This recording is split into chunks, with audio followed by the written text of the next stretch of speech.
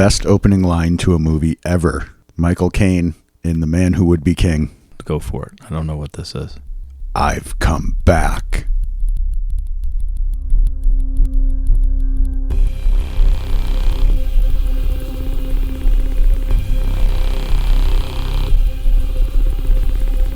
Welcome to the edge of nowhere.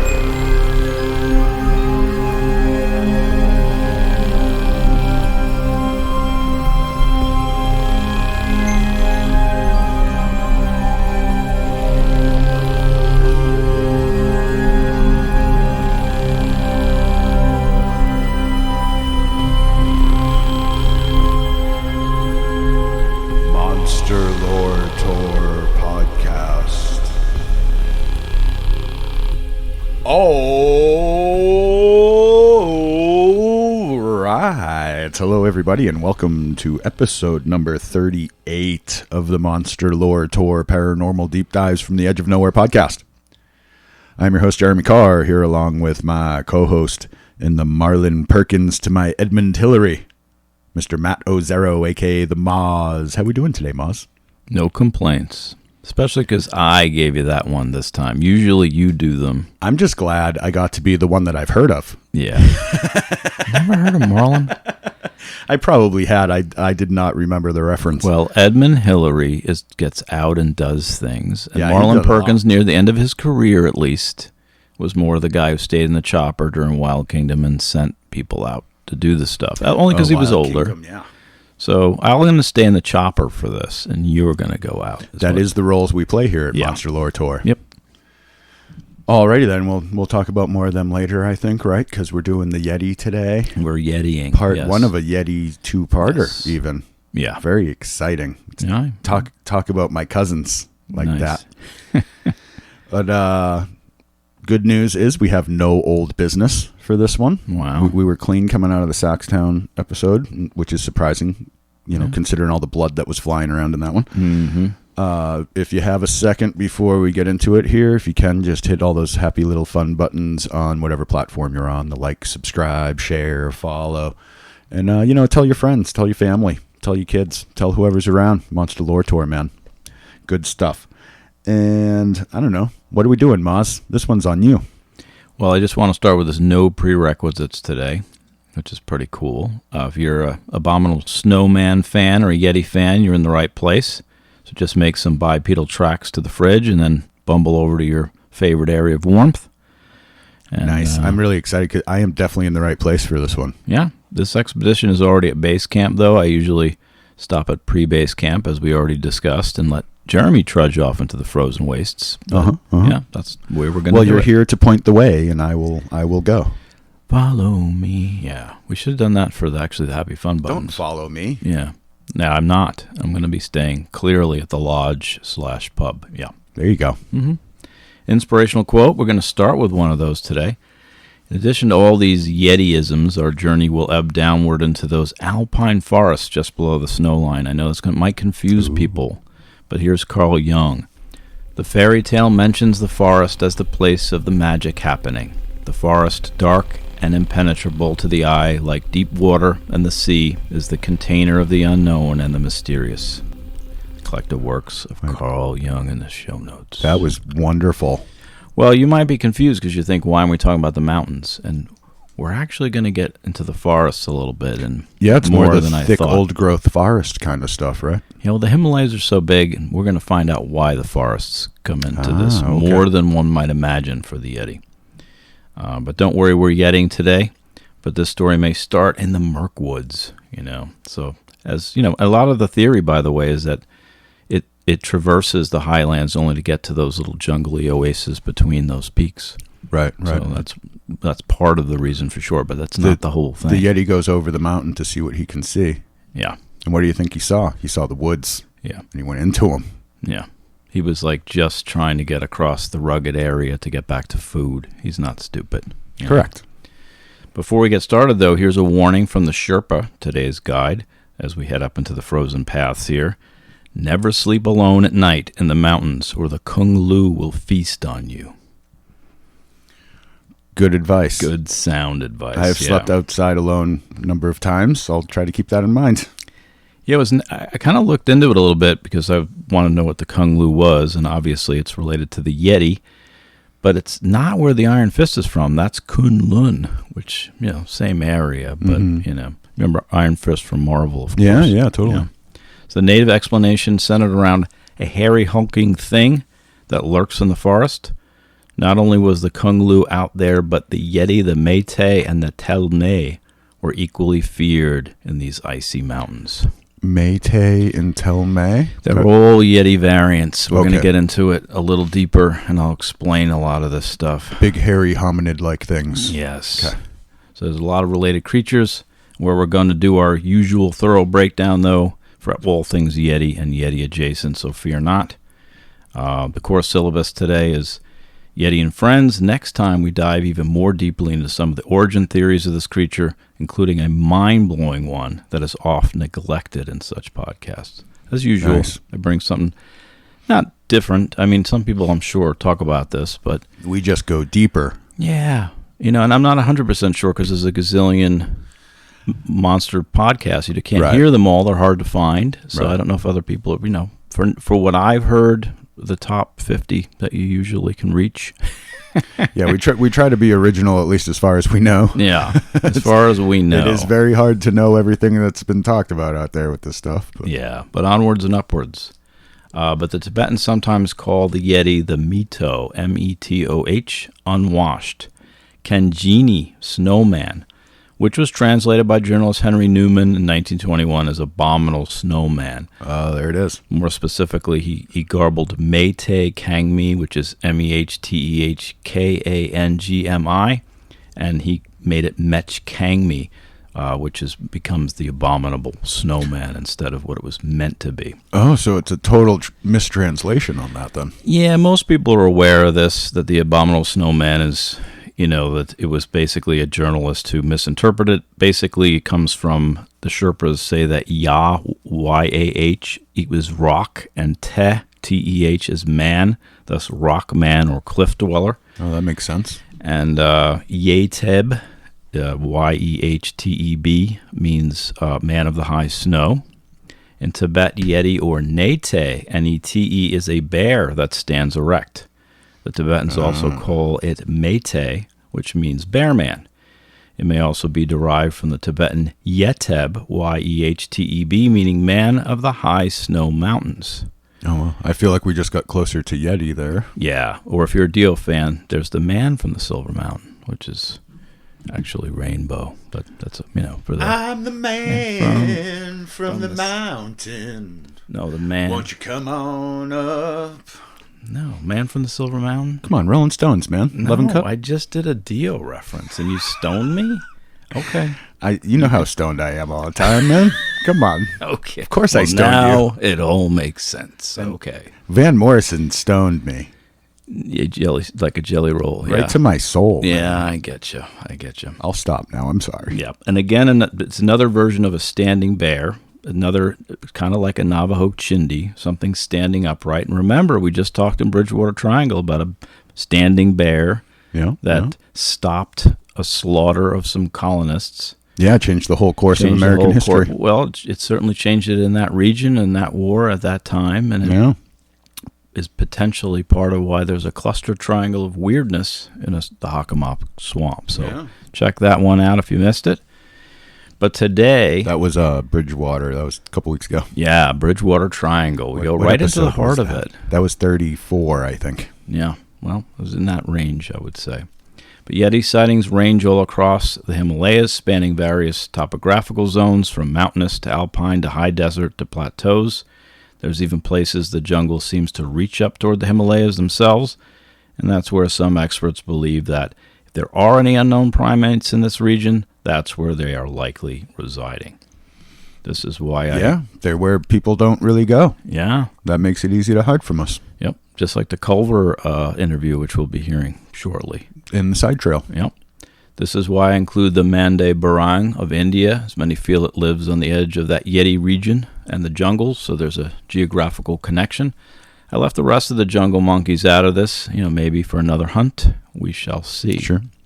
But you have to remember the Himalayas are vastly bigger than the largest apartment I ever rented, even that one with the extra bathroom. So Street View, my old apartment in the Himalayas, and it's kind of mind-boggling, really way bigger. Just huge expanse of land. Yeah, huge tracts of land. Didn't I do that already? Huge tracts of land. That comes up so often.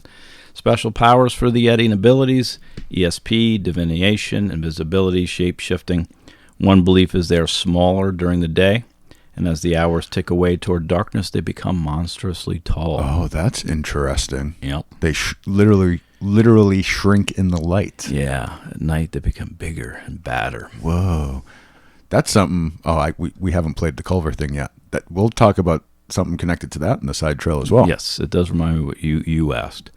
It's a wide belief you're supposed to leave these creatures alone, as it's bad luck to see them, but they are connected to the ascetics of the mountain, some of the mountain teachers, as we'll soon discover. So there's that angle. One theory, they use ley lines to travel for power, and if they're shapeshifters, that explains why they can use these energies and channel themselves along these vast mountain regions. Yeah, how they can move very quickly through terrain. Yeah, if they're powered by the ley line. That makes sense. Those who have seen them say they're pretty spree for some big fellas. Yeah, and they move very quickly through places that things shouldn't be able, like a bipedal creature shouldn't be able to move that fast through. So spree implies quickly. If they're just like, so hovering down the ley line, that kind of explains it a bit. Yeah, they're just, kind of like beaming over almost. Yeah. But to get a little bit more into the types of Yetis, he's known in Tibet as a forest dweller. Again, you would be surprised when you think mountains, and we always have this vision of the Yeti up on the high mountains. So Tibet, it's forest dweller, or the word rhyme, or strong man, mi sharmpo, or great man, mi chenpo, or wild, untamed man, mi god. And the one that doesn't speak is mi harpo. I added that one. But he's supposed to have all come from the original ungarbled Meitei, which was originally garbled into other things. But there are seemingly endless subgroups, as we're going to get into. Don't get confused. We're just going to go through them really quickly. To the Tamang and Nepali people, there's their smaller and sleeker version called the Shimbobo, or the Ban Jhakri, who are hairy forest shaman with a female counterpart, the Ban Jhakrina. The words Bomno and Jhakri also mean Yeti, but they also mean shaman, which made no sense to me. Of course they do. Look at you, sense. Maz. No sense at all. Yeah. And then there's other examples. There's the Midred, which is Buddhist, half bear, half human, which for me harkens back to David Lewis Williams, all those reindeer herders, the shamans, the therianthropes, all this, Yeah. Go ahead. Well, just thinking of the werebear on that one. Yeah, the werebears. I'm Stormcloud Bear, by the way. So I'm Running Bear. Oh, wow. Yeah. Don't do that anywhere around my community. The HOA have rules about that. Fair enough. And then we have the Drema. It's a monkey-like, very small comparatively Yeti. Your hermit cave has an HOA? You really can't get away from those things these days, can you? Well, I'm the man on the Silver Mountain, dude. You know what I'm saying? Not a Stones reference, by the way. We'll talk about this later, back at the Bat Cave. Cup. Drema is monkey-like and very small comparatively. Miti, M-I-T-I, is man-sized monkey-like. There's also the Kung Lu, which we mentioned, which will feast on you, the Sherpas warn, if you sleep alone. I think that's more bear-like, but I had a tough time kind of finding that. I would imagine the bear is more likely to eat you than a monkey, so that makes sense. Yep, and the Nyalmo, or Nyalm, N-Y-A-L-M, comes from the word for mountain spirit. This may be the largest reported Yeti, topping 15 feet. This type is both dangerous and carnivorous, and is reportedly more bear-like. Perhaps it's standing to reach that impressive height. These like to attack and eat humans. 15 feet. Yeah. That's a real monster. And the brains are human brains are a delicacy for them, so Jeremy, you and I are safe up in the Himalayas from these creatures. We call them sweetbreads. There you go. Oh, man. But they're also one of the more likely types of Yeti to try to mate with humans, so be warned. There are legends of Yeti making off with village women and then impregnating them. Oh. Yep. Is that where we get the more standard-sized Bigfoot? We have We will get to what it gets to. There's Okay, myths about okay. this. There's deeper myths. Ah, okay. The Chuti, Chuti, are bear-sized, smaller than the Nyalmo, and are more omnivorous, so it might have like a meatless Monday or something going on. Unclear to me if this is also a bear that stands on its hind legs. If it is, it's pretty close to Chindi. So Chuti, I know that has nothing to do with Chuti Chindi, but, right. it's still kind of cool. Standing up bear in the Himalayas, Chuti Chindi is a Navajo bear that stands, or actually any creature that stands on its hind legs is Chindi. Yeah. So The four-legged animal that stands on its hind legs. It's like the not deer effect, the chindi. yeah, and this one's described as smaller feet, kind of shorter necks, large hands, big hands. I know you're the one. Can you get? I get that a lot. Did you get this reference? The though? femmes, man. Okay. Big Thank you. hands, I know you're the one. Yeah, nice. In India, on the more jungly side of the Himalayas, we find the more gorilla-like Mandabarang and Barang-Gurung. Then there's the meat. Now, don't get confused. I know I'm throwing a lot of names out. We're going to explain the ones we're really going to get into, and if you don't, I just wanted to kind of impress upon folks how many variations there are across this expanse. But we have the Megoi, Megoi, which is more of a bogeyman to some Himalayan cultures. I also came across Telmya, Tehlma, or the Dzu, as well as all these other variations of Yeti, which... Wow. Are these just... So do you think these are actually all different creatures, or are these just different regional names? Or Well, yes and yes. A little bit of both? Yes, and we'll get to that. There's also a connection between the Yeti and the Hindu gods, namely Hanuman, the monkey god, as well as, sometimes they're compared to yakshas, Sanskrit word for super beings, superhuman strength, and thick hair. They have also been compared to Rakshasas, Vanmanas, Yati, or hermit yogi, which is more on the wild man ascetic side of the equation, and also related to the term Mahalangor, Mahalongor, or great monkey, or Alamasti to the Russians, kind of a wild man, and the Yeren and the Chinese, same thing. A lot of these do fit into the night shifty side, the cryptoid bucket, like the Shaitans, Shaitans, of the Caucasus Mountains, the Chumung, spirits of the glacier, or the Lepkas of Sikkim, a similar glacial spirit dealio. And again, the Rang Shinbombo from Tamang Tibetan, which are similar to the Bangkari. I think the Bangkari themselves fit into the cryptoid night shift bucket pretty nicely. Okay. And nearby Bhutan, you will find a train full of zombies. No, but you will find the Mechumai, Mechumay, or Merolai, Merolai, long arms and brownish red hair. China, I said already, was the Yeren. Are you confused yet? Kinda. All right. No way I'm going to remember all those. We're going to simplify. Not really trying either. We're going to get them into buckets. It's impressive to see how many variations of this there are just over there. I've ordered some very large buckets, so we'll see if it holds them. Okay. But here's the crux of it. These critters further multiply when you add what you said. There's Western misspellings, but there's also all these cultures that you mentioned. Right. And then the other thing is there's these vast mountainous regions that we're talking about. So we could be talking about different critters. Remember, it's larger than my old apartment. Those slight variations throughout the expanse of the territory, Yeah, but you can break all these down into 4 major categories. There you go. That's going to help. This is going to help. You got kind of a naked wild man version, be it yogi, shaman, prehistoric man kind of thing. I've been mistaken for that before, I think. Yeah, you are on the Alamasti side of the Yeti world, or the Ban Jhakri. You actually could pass for a Ban Jhakri. I've been mistaken for a lot of these before in one capacity or another, I think. He's been mistaken a lot about a lot of things. Pretty much all the time. Exactly. There's also the Bigfoot type creature, Gigantopithecus, or orangutan, or other giant ape. That's the second category. A small, hairy humanoid is our third category, and many of whom like to kidnap and initiate local villagers for shamanic purposes. They're kind of monkey or a little teacher or both. They do kind of spill over into that other category, but they're kind of their own. They're kind of puckwudgie-ish. Yeah, isn't that funny? Hairy instead of spiky. The puckwudgie's more hedgehoggy, I guess. Yeah, they're porcupine-y kind the of little thing. guys that, Gotcha. Yeah. No, I looked into that. I'm going to find more about the Pukwudgies because those guys interest me. Fourth category, largest and most dangerous, the bear-like creatures living in the caves. So those are the big ones. Those are the ones the most feared.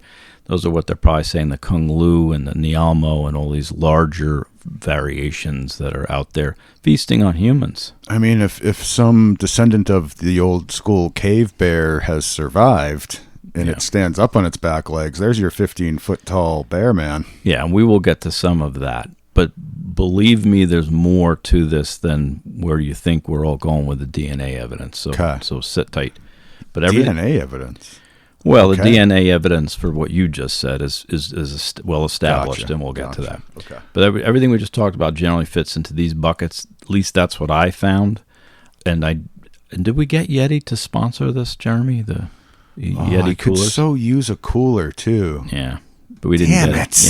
Yeah. Next I time. start thinking ahead more, man. Well, I thought I did. That was in one of my business emails to you that you didn't read. I don't read your emails. Yeah, that's okay.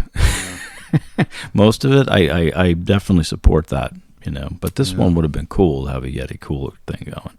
They are kind of overpriced. Now that we didn't get it, we can probably say that. Actually, living in Flagstaff, you're supposed to get a Canyon cooler because it's the local version of that. Ooh, yeah, like REI kind of get them.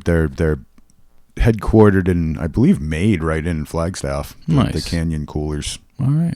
I learned something today. There's a little Arizona plug for you. I learned something today from my own podcast, and that's pretty cool. So, but here's the history of the Yeti. Fun fact, though, building snowmen, abominable or otherwise, has been a great sport even as far back as the Middle Ages, likely beyond. Even Michelangelo was said to have been commissioned to create a fantastic snowman back in the day. As we move up the slopes of the Himalayas and we find these pre-Buddhist beliefs of such creatures, there are some with a more mystical slant. As mentioned, the Lepcha. People worship these glacier beings who reigned over all the forest animals, more spirit than creature, possibly related to their version of the wild hunt, which is another ancient theme that keeps rearing its head from these truly ancient times that we keep talking about. Yeah, and one of those things that seems to be truly global. Yeah, exactly. But here's your older accounts mixed in with some of the mythos. This is pre-Yeti craze info. There was Alexander the Great, had a couple of encounters and run-ins with these things. Oh, really? When Alexander went pillaging through the area, he demanded to see a Yeti, but the folks warned him they would die at lower altitudes. He just wanted to kill one. Yeah, he wanted to take it back and show everybody. Wear its skin as a jacket. Yeah, but the other Alexander account, his men, had an encounter with this. And this comes from the Robson translation at the Ancient History source book at Fordham. Those captured were hairy, not only their heads, but the rest of their bodies. Their nails were rather like beasts' claws. They used their nails, according to report, as if they were iron tools. With these, they tore asunder their fishes, and even the less solid kinds of wood. Everything else they cleft with sharp stones for iron they did not possess. So that'll be in the show notes, but that's kind of how Alexander's men described an encounter with these creatures. In this account, these wild men did wear animal skins, and Alexander's men did battle them, but they were no match for the armor. They did have arrows and spears and stuff. Some were killed, some fled, and others were captured. So that's the account. Whether it is true or not, it's definitely a lot of Alexander's run-ins with all kinds of creatures is highly questionable. Sure. Scorpion men. There was all kinds of stuff that they talk about. His story has become in line with King Arthur's story with where do you know where the real stuff ends and the myth begins and all that, Exactly. And there's Pliny the Elder also reported something Yeti-like living east of India in his Naturalis Historia. This from the top Yeti and Abominable Snowmen sightings, Mount Everest info. In the lands of the satyrs, in the mountains that lie in the east of India, live creatures that are extremely swift, as they can run on both 4 feet and on 2. They have bodies like men, and because of their speed, can only be caught when they are ill or old. So there you have it from Pliny, who also chimed in from back in the day in a lot of creatures. Can run on 4 feet or 2. Yeah, so again, there's the Chindi thing right there. Yeah, or you have your bear and your Bigfoot or your wild man. Right. But here's some of the Yeti origin mythos as relayed by L.G. Peters, 1997, in the show notes. The origins of the Yeti are told in various legends. In one Sherpa legend, they are the offspring of a Tibetan girl and a large ape. So there you have one. Thereby hovering, so to speak, between human and animal worlds. They are spirits that magically materialize from a fragment of bone, is another theory. And in another legend, they are living forms taken by the souls of the dead, of the living dead. The Hindu source identify them as spirits or descendants from the sun. So they got this Hindu thing, you've got this bone fragment thing, you've got this woman who, was taken by one of them, and then that was what created this race. This also from Peters, ...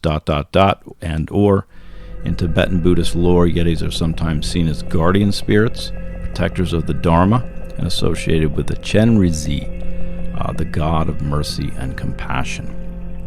And on the Hindu side, still Peters, ... Yeti are said to venerate Shiva's yellow cloth Sadhu mendicant renunciates. Thus, the Yeti is both creature and spirit. So it's kind of tied and weaved nicely into Hindu mythos for a lot of this as well. And, of course, Chinese and all these abutting kingdoms, basically. But there's a lot of night-shifty cryptoid ethereal class Yeti stuff that we're going to get to. Another tale claims they had their own rituals and took offerings left to them by the locals. One old myth claims an old yogi, Manikabum, removed a splinter for a Yeti and cleaned the wound. The Yeti later returned with a dead tiger as a thank you. Wow. He said, this one is the one that got Roy. It's not easy to kill a tiger. No. And it's a wonderful gift if you really not passing any of the stores on the way back. Yeah. But there's another old legend of ogres meeting up with the monkey deity of compassion. Some monkey deities and the monks made some sort of pact. This is back to what you were talking about. They had a union which resulted in the heads of the 6 clans of that region. Legend has it they were hairy little ogre monkey hybrids. So the pact involves some nookie, apparently. We're going to explore some of these old pacts with animals that create different ontologies and monster lores for this tour. If you go back far enough, there seems to be these dealios with animals. There seems to be packs. There seems to be that's kind of a common hybridization. Thing. And the more old world tribal mythoses of the world. There's a lot of that give and take between animals and humans.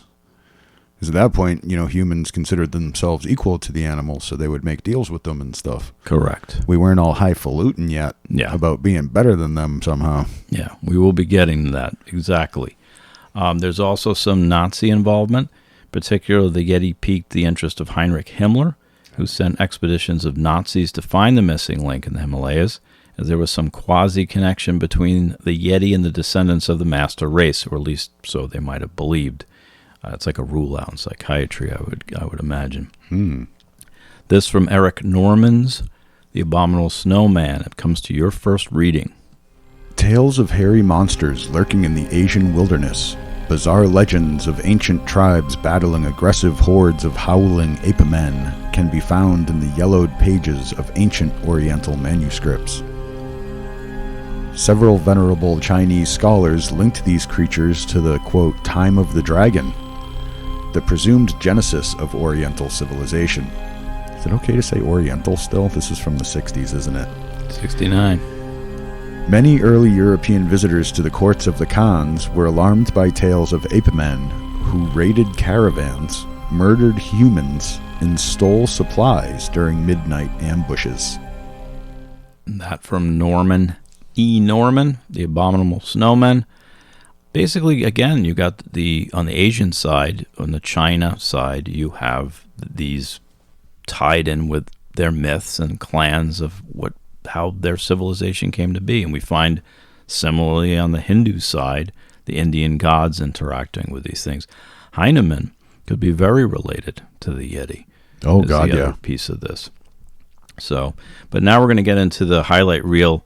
We're going to do kind of the overview. Folks have heard some of these accounts, so we're going to go through them kind of fast and loose. But I have to hit the highlight. This is a highlight reel of a creature we're looking for got to go over the main evidence. Give me the stories, man. Give me the stories. A lot of these come from my review of E. Norman's The Abominable Snowman again, which I found to be the most helpful resource. So unless otherwise specified, I found the account there. Only days before this recording, I discovered not the Yeti, but that E. Norman is actually a pseudonym for Brad Steiger. He's like an unsung hero of cryptozoology, which is why he's our first Mad Cujo's winner. Ah, congratulations, Mr. Steiger. Down boy! There's some Mad Cujos. We've heard his name in this podcast a number of times before, I believe.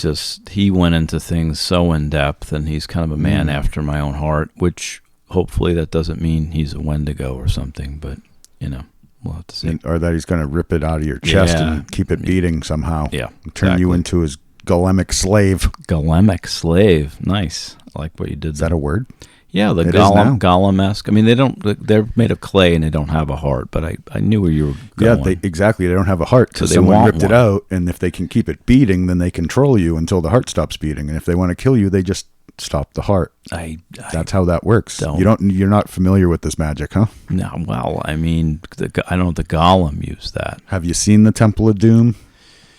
There was no golem in the Temple of Doom. No, but they're pulling out the heart and it's still beating and they're looking at it and the guy doesn't die until they burn the heart. Yeah. Right? It's that. Okay. Just they keep you around and use you. Yeah. I'm with you.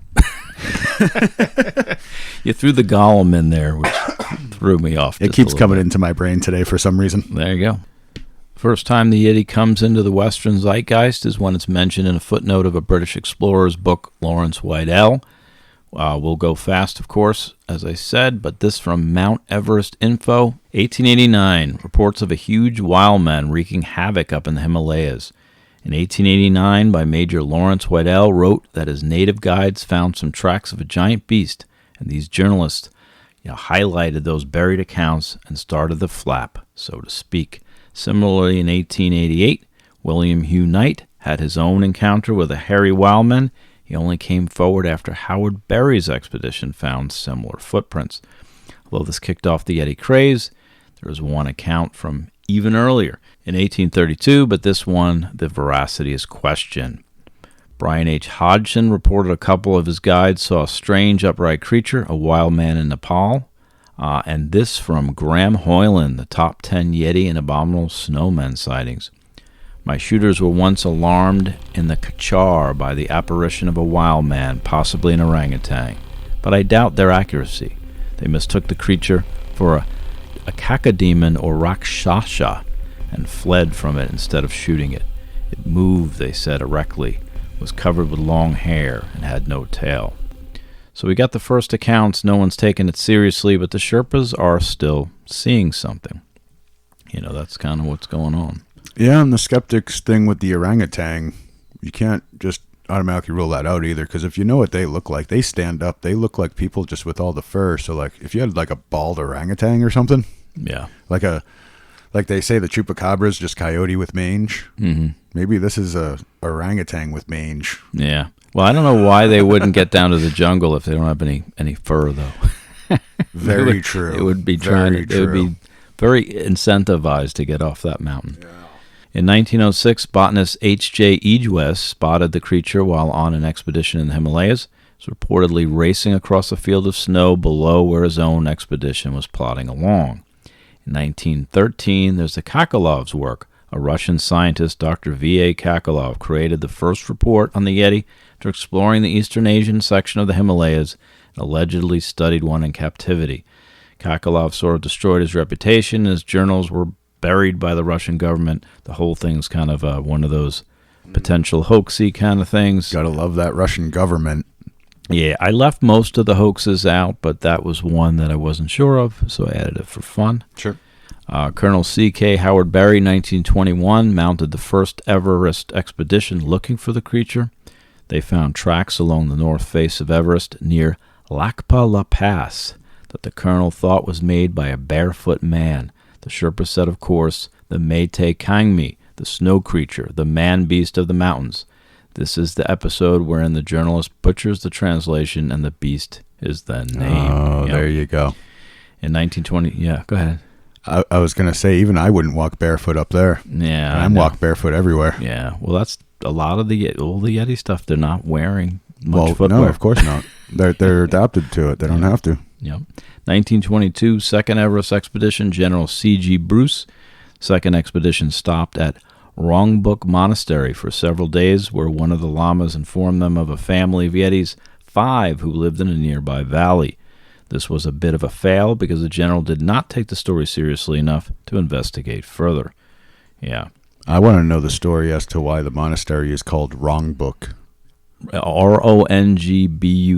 But yeah, Rongbuk. Not the wrong book. Okay, we built our monastery. Can we start our prayers now? Yeah. Oh, I brought the wrong book. Well, if I put That's what went through my head. I'm sorry. If I put in the show notes, it's the same thing. I'll say it's in the wrong book, and then they'll think I made a mistake. Yeah. But I think this guy should win our Sad Cujo's winner for not exploring those 5. Do we I don't have a bumper for that. Yeah. Well, I can just cry a little. There you go. 1923, Major Alan Cameron. Yet another trek up Everest yielded a famous sighting. There was a disruption as several Sherpas spotted a Yeti. Major Alan Cameron and several of his party witnessed an abominable snowman, wild, hairy, and manlike. It stopped and stared Cameron's party down angrily before resuming his morning hike. Wow. They went to where this thing was standing and found the man-like tracks. The Sherpas were actually very spooked by this encounter and thought it was a bad omen, so they wanted to head back down to the lodge for some brewskis. Oh, I'd want to get out of there too, yeah. Yeah, of course. So would I. 1925, an Italian photographer tagging along on a Yeti expedition of his own here had a run-in with a beastie in the Kanchenjunga region. But as a photographer, he actually failed at his one job and didn't get a picture. Man, it would have been fuzzy anyway. Yeah, I know. Squatchy. They move too fast. It's something. 1925, also in 1925 actually, expedition led by N.A. Tombasi discovered some suspicious prints, which they describe as 6 to 7 inches long, 4 inches wide. Tombasi was convinced it was made by a bipedal creature. 1937, Major Bill Tillman, Northern India. Tillman's team found Yeti tracks, or more accurately, the Sherpas on the team associated them with Yeti. They are straight lines, and others have conjectured that they are likely some other animal, like a mountain goat or a Loch Ness monster flipper. Something like that. How would you... Mountain goat? You wouldn't think a mountain goat was one of these things. Like, you wouldn't think it was a bipedal monkey man. The tracks were in a straight line, and a lot of them have been debunked as kind of mountain goats or rabbits, something. Meldrum's looked at these and thought, these are not... So the tracks aren't distinctly hominid then. They're just... Well, some of them are. They're just paths through the snow that you can't necessarily all the time tell. Because, a goat has hooves, not feet. Well, in the snow... You know what I mean? The snow, it's historically hard. Things melt. Things look different. Yeah. In 1951, this from Curious Archive... In the autumn of 1951, at around 15 to 16,000 feet, mountaineers Shipton and Ward stumbled upon a strange sight, a series of peculiar footprints in the snow of the Men Lung Basin. This is where we get that famous Yeti footprint with the pickaxe for reference. Oh, yeah. And frankly, the best single piece of evidence we have for the existence of the Yeti. That was at over 15,000 feet elevation? Yeah. And it really is an impressive print. That, again, Meldrum looked at and said, this doesn't look like someone faked it. It looks like a real footprint. Yeah, who gets up that high on the mountain and is like, I'm going to fake a Yeti print? Yeah. Like, you're at 15,000 feet. Only the serious hardcore climbers are even going up that high. Or the man from the Silver Mountain. Or the man from the Silver Mountain. Why don't you come on up? In the 1950s, we also have Colonel John Hunt. Another Everest expedition.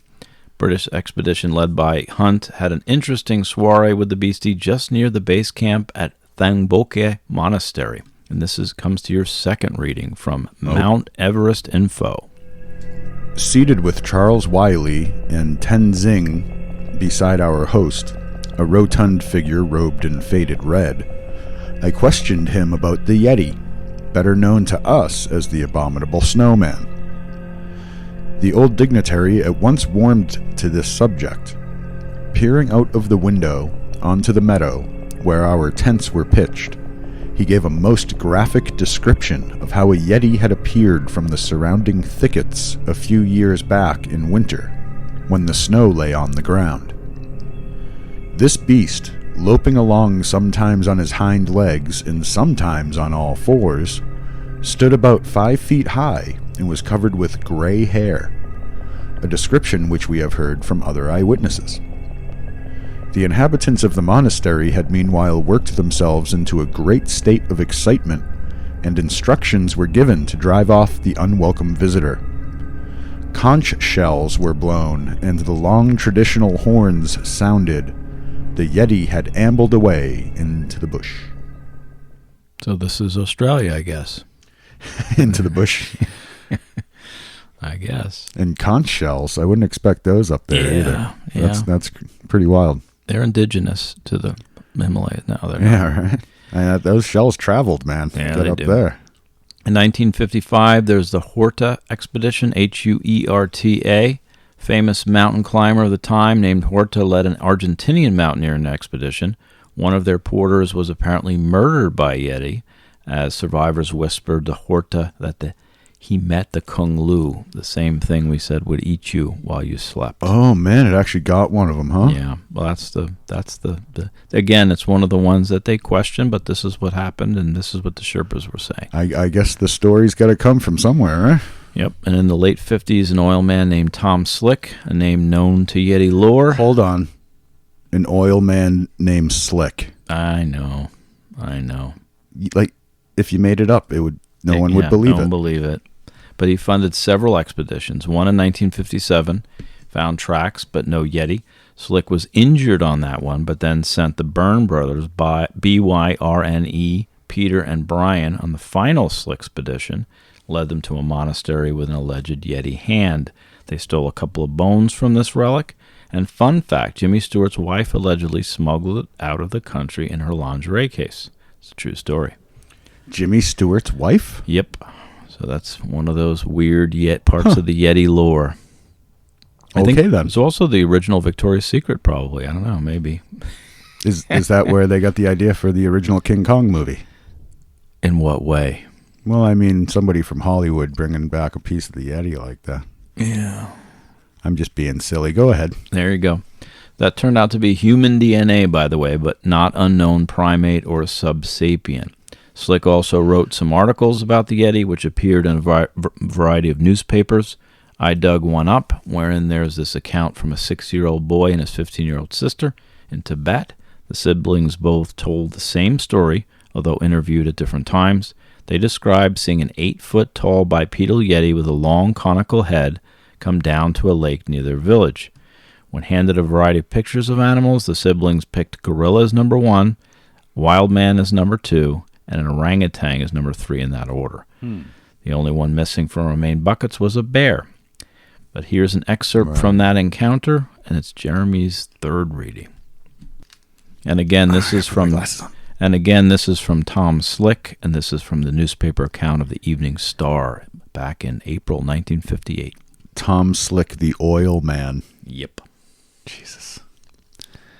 The world just keeps getting weirder, Moz. All right, here we go.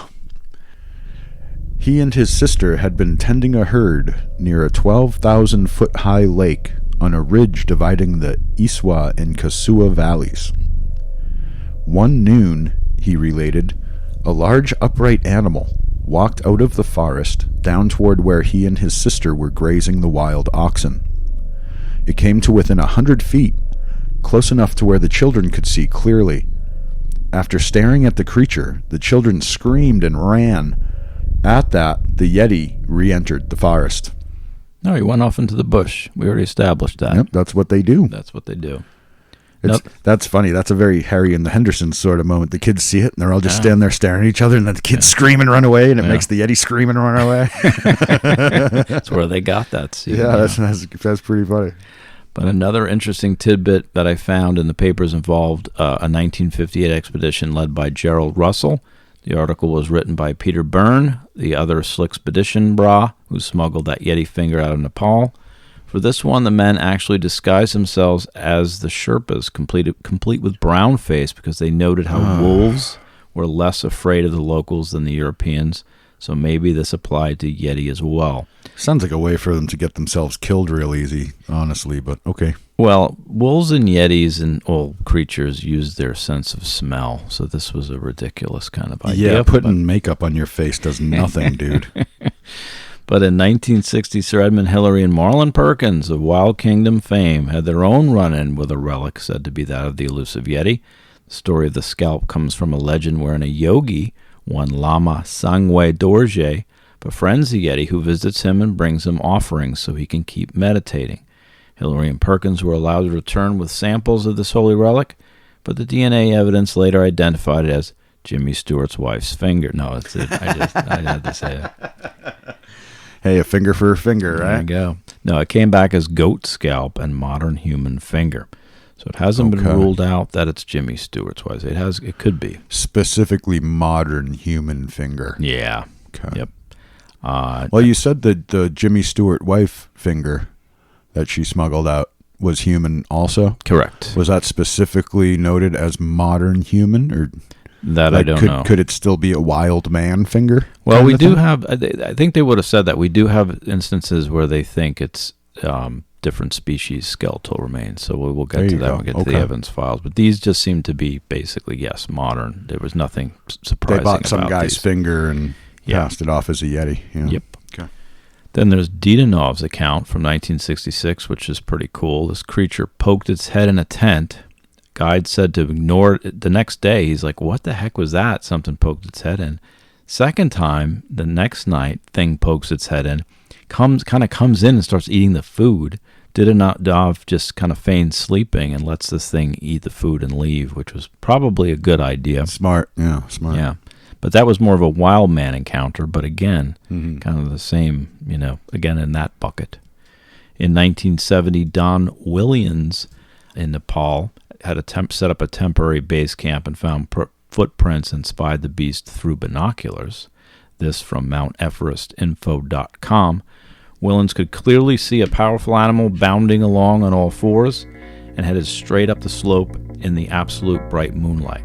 It looked like an ape. I don't think it was a bear. In the morning, he said, his stash of Mars bars had gone. The next morning, he went They even make Mars bars anymore? I hope so. But the next morning, he went up to make a full reconnaissance to the permanent base camp site, and he took the Sherpas along with him to gauge their reaction to the tracks. So basically, there's another sighting.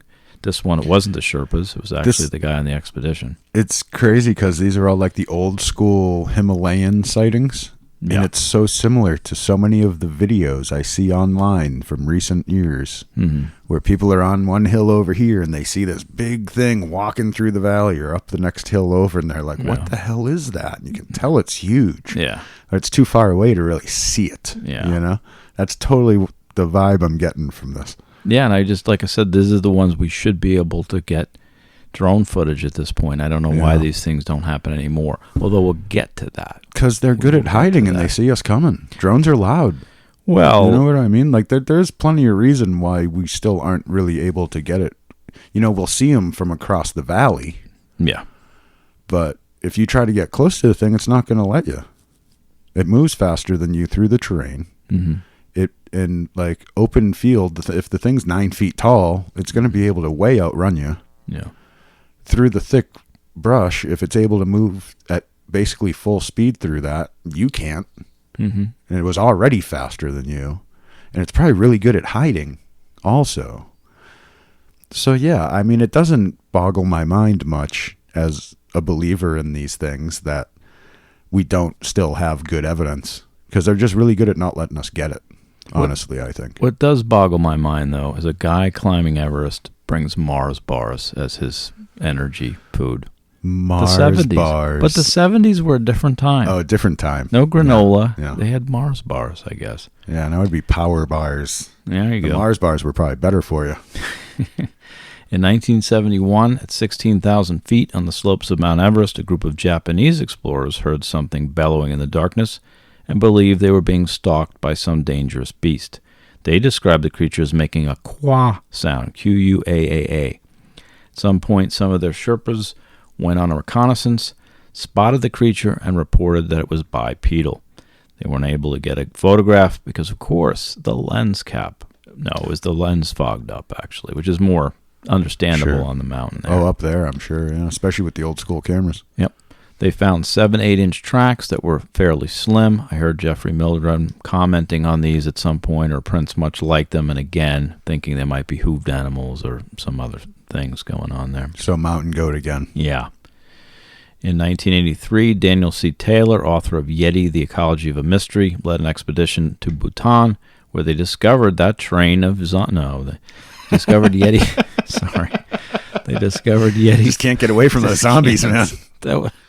The first one I wanted to make, I didn't want that to happen. It just happens sometimes. But they discovered Yeti footprints, which he kind of went with a new species of tree bear. That's kind of we'll get to with theories. Oh, there you go. Yep. In 1986, English physicist Anthony Wooldridge, minding his own business and climbing the world's largest mountain, claims his own Yeti encounter. Very same year, the seasoned Italian mountaineer Reinhold Messner, sounds German, but okay, reports seeing a bipedal beast that allegedly whistled at him before creeping off into the woods. Another whistler. Creepy. Another whistler. Yeah, the whistling in the woods, man. After a 12-year pursuit of the Yeti, he is convinced it's a giant bear, which matches, of course, the DNA evidence, but don't panic. We have more to say on this. It matches the DNA evidence? Bear? We'll get to that, but yeah, that's not news. Okay. Everyone thinks it's a bear. It seems like so many people have life-changing experiences when facing the unknown, but after that, they rarely get that second chance for the lens cap to fog up. In 2000, I'll get him next time on that once-in-a-lifetime thing that just happened. Yeah, people go looking for these things that second time, and it so rarely happens, and I feel sad for these guys who'd spend decades hunting. Obviously, they had something that changed their life, so that lends credibility to these creatures, but then they never have that encounter again. You can't recreate that moment. You can't find them on purpose. Yeah. You have to accidentally. Yeah. It's like it's like learning to fly, you know? The Tom Petty song? No, the Arthur Dent in Hitchhiker's Guide to the Galaxy. You gotta The secret to flying is throwing yourself at the ground and missing. Not missing, yeah. Yeah, you gotta throw yourself at the ground and miss. Yeah. You can't do it on purpose. It has to be by accident. Yeah. You can't fly on purpose. You can't find Bigfoot on purpose. Well, it lends to what you were saying. They're not going to be seen unless they want to be seen. Exactly. And if you're trying, they're not going to let you. Yep. 2007, Josh Gates, during his Destination Truth Yeti Hunt episode, finds 3 Yeti tracks deep in the Himalayas, which he managed to cast and present on the episode. It's an interesting print, yet it does not seem to have netted any conclusive results after being submitted, for scientific testing. The cast is currently part of an exhibit outside of a Disneyland ride, which doesn't lend credibility to the piece, but he did have Jeffrey Meldrum review the prints, and Meldrum, single authority on such footprints, determined them to be a significant discovery. And that's enough for me. And that was a fun episode, by the way. That was a curious case of Destination Truth, the Yeti tracks. If you get a chance, if you haven't, Josh Gates fans. I'm a big Josh Gates fan, by the way. Destination Truth and Expedition Unknown were a lot of fun. And that's why I'm giving him our second Mad Cujos Award. Ooh, another Mad Cujos. Down boy! Congratulations, sir. 2007, he goes up and finds some more Yeti prints, and they were, when I saw the episode, I thought they looked pretty good, and I was happy to hear eventually Meldrum commented, like, yeah, sure, maybe, which is good for me. 2019, Indian Army reports Yeti tracks in the India section of the Himalayas measuring 81 by 31 centimeters, but after a search... Whoa. Yeah. After a search, they never found the Yeti. There is a recent sighting on YouTube. That's a big foot. That's a big foot, yeah. That's the 15-footer. But recent sightings on YouTube, I don't know if you've probably seen this. Most of you probably have. There's dash cam photo from Russia. There's it looks like this giant thing running across in front of this snowy traveling road. They're traveling basically through Russia, and all of a sudden this thing just leaps across the road. I have not seen bipedal. That. Yeah, if you look at it again, it's in the distance, it's blurry, it's inconclusive. And yet, the interesting part of this footage is they have the whole dash cam footage for like this several-hour journey through the frozen wastes. So to have coordinated this and still have something that blurry and that far from the car, and again, it does seem to be moving very quickly through deep snow.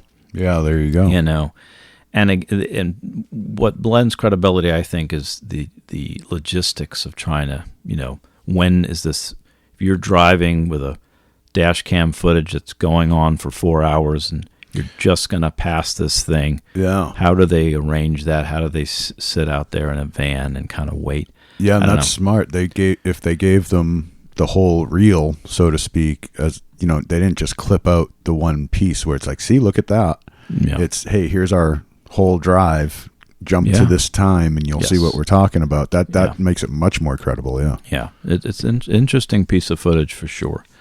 We're going to hold off on our Alive and Enlarge or Titanic and Toast segment because sizes vary depending on the region and the type of big monkey, little monkey, big bear, wild man, something else. But we'll swing back there and discuss that a little bit, so don't worry. This from Eric Norman's Abominable Snowman. It's Jeremy's fourth reading. A consensus of reports would indicate the creature to be covered with thick hair as long as a bison's. The giant's rounded shoulders are broad, and its small head is egg-shaped with a low, sloping brow. Those who have sighted the beast describe a prominent, out-thrust jaw, large enough to support huge teeth with long canines. Witnesses agree that the monster's nose is wide and flat. Its exceedingly long fingers are human-like, although the creature is most often reported walking with a kind of waddling gait. There are those who say that it can move swiftly when it desires. Screams and shouts are frequently reported by those who reside in areas frequented by the hairy giants, but no one has claimed to discern anything resembling language. According to witnesses who have gotten close enough to the creatures, however, the things do seem to mumble to one another. Creatures after my own heart. Well, I mean, all creatures have some kind of language, you know what I mean? It might not be like advanced as what we think of as our language, but, birds have language, dogs have language, like everything has language in some level or another. Yep. They don't get to hear them very often. You don't get to hear accounts of what, there's the quah sound that's come up. There's a cuckoo sound, which we're going to get to. But they have heard, most common, it seems to be a shriek, and they think it's a snow leopard. The other one. There you go. I have heard a cougar in heat. Yeah. That is a frightening sound, let me tell you. Yep. But I feel like the Sherpas would know the local, is just my opinion. Oh, yeah. If there's only 4 things up on the mountain of any consequence, I feel like they'd be able to tell a difference in the sound between them. Oh, absolutely. I would definitely think the locals would know the difference, yes. But the cone shape is not unlike their North American counterparts, the Sasquatch. And the Yeti is said to have a lifespan of up to 300 years. Whoa. That's the mythos. The hair color varies, but most accounts seem to describe a reddish-black hair. Fun fact for all you Monstrum fans out there, Dr. Emily Zarkas believes the bumble is the reason for the modern depiction of the Yeti as this white, furry creature. The other theory, it's covered in snow because, it's the Himalayas, so it's going to look a little white, Here's L.G. Peters again. This is The Calling, the Yeti, and the Ban Jhakri Forest Shaman and Nepalese Shamanism. We're talking about this more next time. Jeremy's 5th reading. All Yeti have long arms, thick shoulders, and short legs. They have no tail. The Sherpa consider them dangerous, believing that even looking at them can bring bad luck, illness, coma, or even death. They are nocturnal and can see perfectly at night. They also have long ears and correspondingly acute hearing. Feet turn inwards, toes point backwards. It is said they are considered less than human, but more than ape, and live in Himalayan caves and in the jungles. They do not wear clothing, have neither tools nor weapons, do not use fire, eat their food cold and raw, and are afraid of fire and the smell of gunpowder. They roar like a tiger, produce a bark resembling a cough, and a softer coo coo coo. So in addition to eating larger animals, Yeti are known to eat a frog-like creature known as the muphala, Muphala, that grows very large in the Himalayas.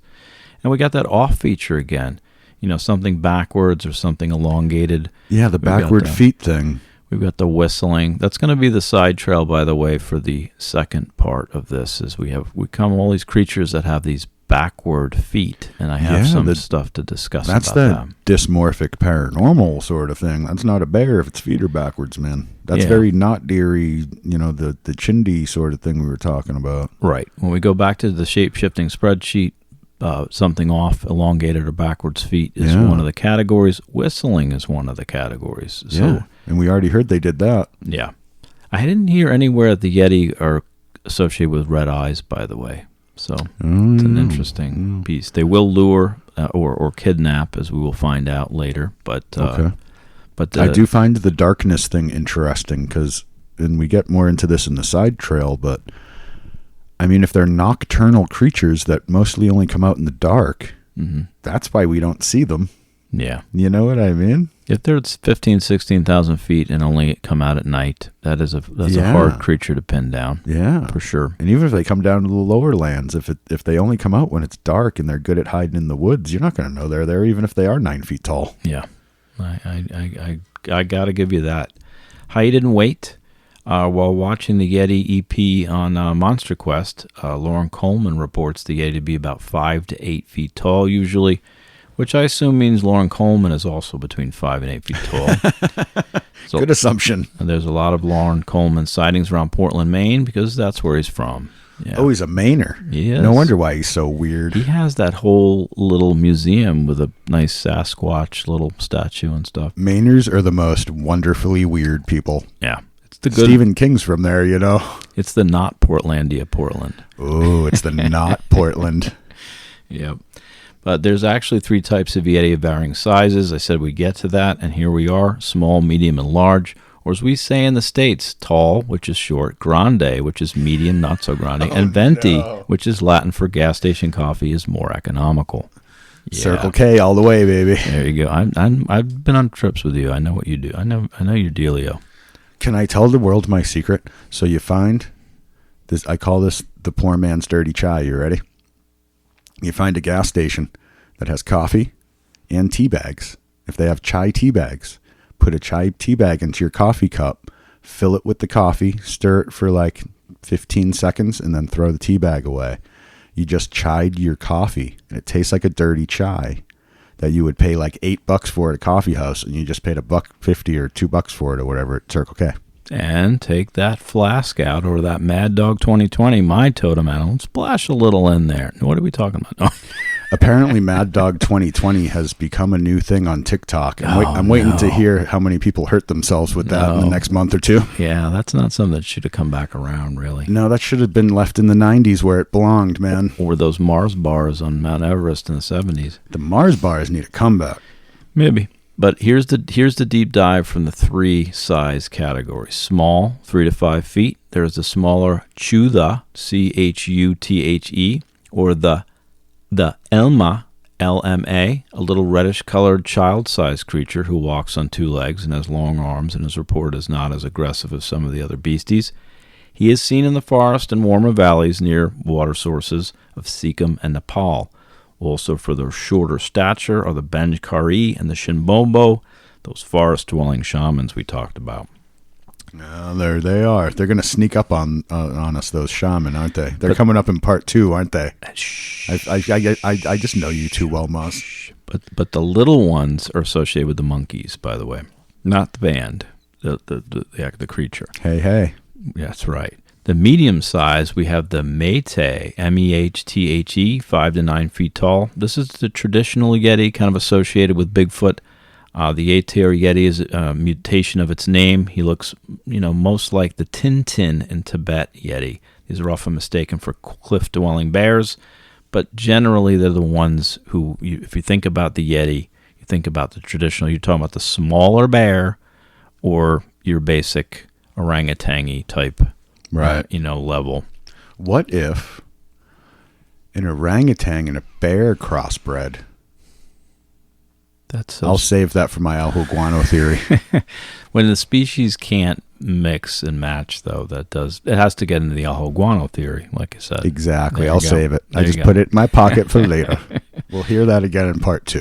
And the large ones, we have the largest of the terrifying Zute, Dzeueth, the Niambo, or the Kunglu, the Jinsung, who stands 8 to 14, or 15 feet, I believe I said. That's the big one. Says as much as 20 feet tall. Wow, 20. These are the big, black, shaggy yak hunters that are likely giant bear species. But in legend, this is where we start to blur with mountain trolls. And there's no bridges up in the Himalayas, so, these are angry mountain trolls who can't find a bridge to They're hide cave under. trolls, not bridge trolls. Yeah, there you go. Largest types seem to be at 600 to 800 pounds estimated. Wow. So a lot of those descriptions and a lot of the sizes came out of E. Norman's The Abominable Snowman. 20 feet and 800 pounds. Wow. There's also one less talked about type that might not be a Yeti at all, but is known as a Zuta, Z-U-T-A, four-legged, bulkier version of the creature known to attack livestock. See, that sounds like a cave bear. Yeah. I mean, the last ones, are definitely more on the potentially cave bear side. Yeah. Last group again is the wild men, the Yeren or Alamaty or Shulmas of Russia. Reports of hairy humans running around naked. Some of these wild people may well have inhabited this region until recent years. Maybe that is what Alexander the Great's men encountered as well. There you go. Then there's the cases of Zana and Specimen X, which may lend some credence to more Neolithic realms. Although in the case of Zana, the DNA evidence of her offspring came back as fully human. They've done shows on that. What is this now, Zana? Zana is a wild woman that was captured in that area, and she really did look the part. So when they captured her, she was ended up, being more of a circus kind of exhibitions, what people did back in those days. Right. But she did marry eventually and have children, and they were able to get a hold of the DNA. So she adapted evidence to society. to some degree. Because that's the thing, man. Like, just because the DNA's the same, if there's tribes of people living up in the mountains that nobody knows about, and they're living totally wild like the animals, then... And the people who describe Zana, and you see pictures, you ran into her out there, you're exactly describing a wild woman. Yeah. So, like, who's to say there aren't just tribes of people living out there, and they're so wild compared to us that when we see them, we think they're animals. Well, that's why I figured with Alexander the Great times in particular, he definitely could have run in. Even though some of them get to be fantastic monster accounts, that is actually fairly reasonable that perhaps they ran into a tribe of primitive folks out in the mountains. And back then, too, like, even, species that have since gone extinct is a thing, too. Yeah. So there's all kinds of things that could have been running around back then that just aren't anymore. But I don't see why there can't still be remote places, especially in a place like the Himalayas, where there's the most remote places of it, where there's still tribes of wild people living there. No doubt. Yeah. And the color, of course, is reddish to gray to black. The white is rare and more attributed, as Emily Sarkis pointed out, to the bumble lure. Similar to Bigfoot for the odor, very foul-smelling at times. The eyes usually are typical, but there's one account of extra eyes on the back of the head. It's just one odd random account I came across. But, back in the day when the Yeti was keeping it real. I've always wanted those. If I ever go bald, I'm getting that as a tattoo. Locomotion and speed, these move very fast across impossible snow fields and glaciers. That cam footage may be sped up, may be a hoax, but it kind of shows what you would expect these things to kind of move freely through these tundra areas. Like Bigfoot, very home in the wilds, It's not a surprise. Sound, they roar like a tiger, which is why Scully Muggles believe they may be nothing more than snow leopards, an existing species of the region. We'll get to that. There's also that scream shriek going on. There's also the report of the cough, bark, the cuckoo sound. The Japanese reported that kwa sound that they were stalked by. They can cause illness, coma, death, or drive you mad, which is similar to some of our other creatures we've come across, like the Kushtaka. I've known a lot of people like that. Yeah. Well, we've had a lot of encounters with cryptids on this podcast like that. But a lot of badass shapeshifters will also do that stuff. One report, there's a horn sticking out of the center of the forehead, reminiscent of the Mugatu from the original series Star Trek, Season 2, Episode 19, A Private Little War. Again, that was just one account. I appreciate that clarification because I was going to say unicorn, but that's a totally different kind of horn. Yeah, horn in the middle of the head. And if the Ban Jhakri version of the Yeti are to be believed, there's a host of other shamanic abilities these things have. So we'll shelve that for a moment. Best defense, again, just in encountering the abominable snowman is considered to be a bad portent or omen. So to heed the warning and leave the area might be wise. That is what your local Sherpa would suggest, but they are carrying heavy bags and are often, quote-unquote, done with this shit. That's not really a quote, but I'm sure it's true at times. They probably get a little annoyed. I'm going to give you my best defense. Up there. You want my best defense? Do it. A trash bag full of Mars bars. You leave them so that... No, I'm going to make friends with these guys, dude. I'm going to be in with the Yeti by the time this is over.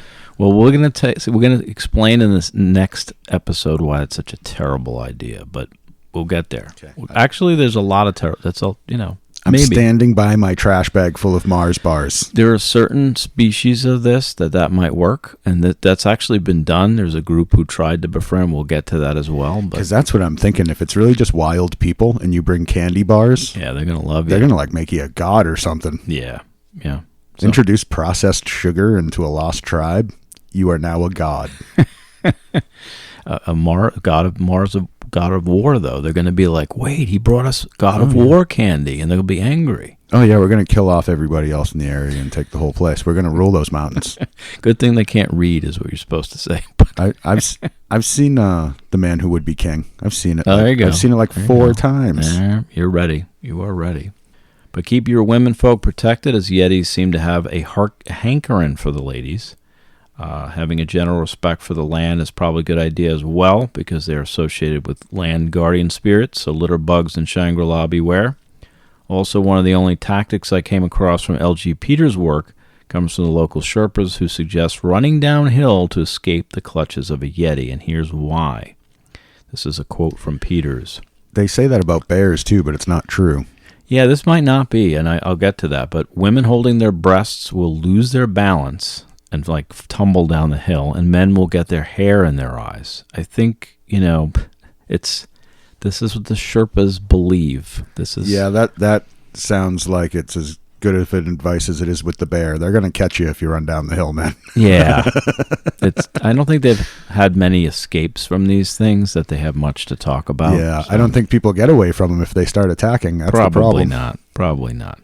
But shifting to my expeditions and best defense, for my dream expedition to find this thing and thinking I would bring Esteban Sarmiento, his primate prowess for Monster Quest, and Dr. Footprint himself, Jeffrey Meldrum, and of course Josh Gates, because I think he would be fun, just for his antics. So you're just bringing the dream team with you. That's the expedition, but here's the best defense wish list. I would take Marvel's Iron Fist. Here's why. I was wondering why you brought him up earlier. He uses energy from that area for his power, so he knows the region, and he could punch a Yeti back to the Stone Age. Unless already that's where he's from, which might actually not hurt the Yeti, maybe. I don't know. I could see that guy fighting off a pack of Yeti. Yeah. And you can probably use the fist as a heat source in a pinch if it gets cold. Oh, yeah, it kind of glows. Can he start a fire with that thing? That's be a Jack London question, I guess. So now I have to actually watch. I haven't watched that movie yet. I'm familiar with the character. Now I got to watch the actual movie. There you go. Before we move towards some wrap-up, let's take a closer look at some of these Yeti-adjacent critters, the Gilyaks. And Jeremy, if you could read Eric Norman / Brad Steiger again on the Gilyaks. This is from the Abominable Snowmen. Is that anything like the Sleeslaks? Yes, the very land of the Losty. Yeah, the Gilyaks, okay. The Gilyaks, a little-known tribe of Siberian Aborigines, have always claimed that there are animals that are different in appearance from man, yet have human feeling and souls. The Gilyaks also maintain that these creatures inhabit the frozen forests of Siberia, traveling in family units or clans. The man-beast's greatest desire is to find the secret of fire so he can be warm, these primitive people have told anthropologists. Norse legends also tell about hairy man-like creatures that live in the underworld, caves, or the presumably mythical Hadding Land. These ferocious monsters are said to have battled the early Vikings for possession of the icy fjords, and reportedly continued to raid outlying farms until as late as the 16th or 17th century. That's reasonably recent for this stuff. Yep. And here's the Yeren, the wild man of China. The Yeren flop officially started in 1959 when local reports of a wild man in the highlands reached into the hundreds across several Chinese provinces. 3 expeditions were mounted to track down the man-beast in 1977, 1980, and 1982, primarily in the Shenanjugja Forestry District, with only the usual footprints and ambiguous hair sample findings. I love the Shenanjugja skyline, by the way. Oh, yeah? Virginia is for lepkas. You go. But cryptid ape men sighting all the way back to the Tang Dynasty have occurred, by the way. Here's Wiki on the Yeren. Generally, they are described as savage, strong, and fast-moving, living in mountain caves and descending only to raid villages in search of food or women. It's a lot like the fellas I hung with in college. Sounds like me heading into downtown Flagstaff. There you go. Well, I guess the people I hang out with now. No difference. Yeah. No growth whatsoever. Hey, Thanks, Jeremy. People got a people, man. Mm-hmm. October 1994, the Chinese government got involved by establishing the Committee for the Search for Strange and Rare Creatures, sent a team of specialists outward and upwards, which netted a 16-inch track and some hair samples, which apparently was not enough to impress the Chinese government. But the 16-inch tracks, if a Yeti, that brings the guesstimated weight of the creature, or the guesstimated height to about 7 to 11 feet. Yeah, that's probably bigger than Shaq's foot. There you go. Probably. Yepper. And Manda Barang is the Yeti of India. This is a cryptid gorilla seen in parts of India, but sometimes within striking range of the Himalayas themselves. Primatologist Ian Redman did a study on strange Yeti-like hairs, but concluded that that it was as usual inconclusive. This from In the Footsteps of the Yeti: The Hunt for the Manda Barang from The Independent, and it's Jeremy's 7th reading. Lucky number 7. The most mundane explanation is that it is an already known species, but one whose existence in the jungles of Meghalaya had not previously been recorded. We have not ruled out every known species, but we have looked at those species known to live in that area, said Dr. Redmond, a senior consultant to the UN's Great Apes Survival Project. Alternatively, the hairs could belong to a previously unknown species. As Dr. Redmond points out, just 5 years ago, a new species of macaque was discovered in the nearby state of Arunachal Pradesh. Sorry if I butchered that one. Oh, thank you. But yeah, new species of things all the time getting discovered, right? Yeah, and again, the jungles lend itself more to that than the high mountains. The high mountains lend itself more to a cave bear, and the jungles more to a potential primate. Yeah, and the jungle just has a much wider scope of life generally than, the higher up you go, the less things can live there and whatnot. Yep. Redman and others believe you might see such gorillas traversing mountains again. He's another one that has mentioned that they're going to be living in the jungles, and they may just go up there to get across to the next green zone. Yeah, changing areas, changing valleys. How nomadic tribes used to move around season to season or year. A few years here, a few years there, or whatever. So maybe it's a similar thing to that. Yep. And here's the India version of the Yeti from crypto giant Brad Steiger, better known as E. Norman in this episode. He relates the Manda Barang account from 2005, where the creature bursts into a hut of a widow with her kiddo, makes himself at home. The woman just sits there, doesn't react, so the thing eventually leaves with no one harmed. It reminded me of what? Does that sound familiar? Yeah, I'm trying to remember what episode that was. Yeah, with I do. The monster came in pretending to be the lady's dad who was dead, and the whole family played along for a while until it left. I can't remember what monster that was. Well, you got the story. It's the Kiwa from Kiwa. Francis Newell's, And really, it doesn't say he's the he doesn't say I'm your grandfather. She calls it the grandfather, and that's also really common. Right. Here's from that account, Passamaquoddy witchcraft trials this comes from. While the men were out hunting, one of the monsters located their camp and, making himself of normal human size, came into the lodge while the father was away. The poor woman, alone there with her child, knew him for what he was, and knew that her only hope of escape lay in hiding her fear, so she addressed him as her father and offered him a seat, and attended to him at that point. Make him feel at home.